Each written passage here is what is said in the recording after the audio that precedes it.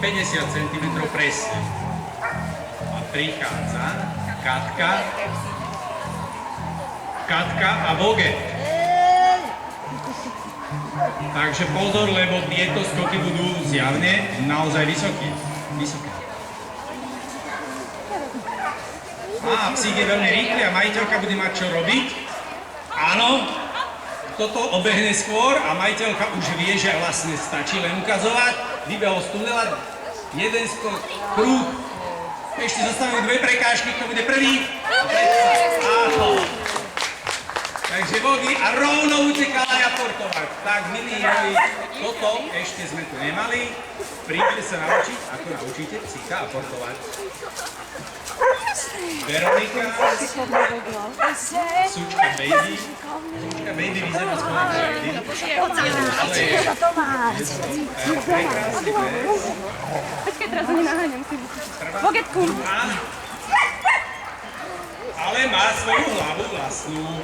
A predsa sa dala prehovoriť. Takže Vika na tunel, prebieha, vybehla.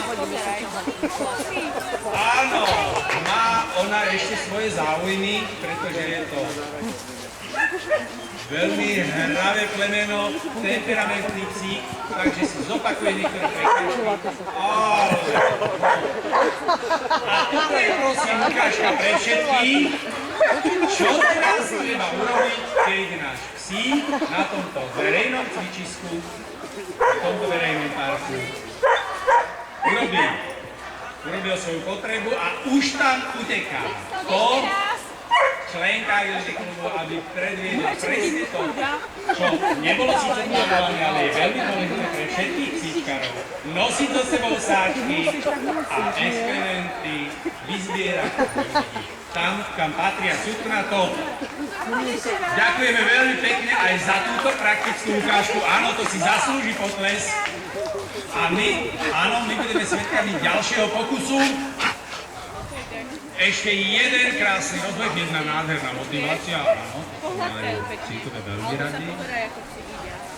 Prebehni rovinku, je tu odporúčanie. A už beží, áno.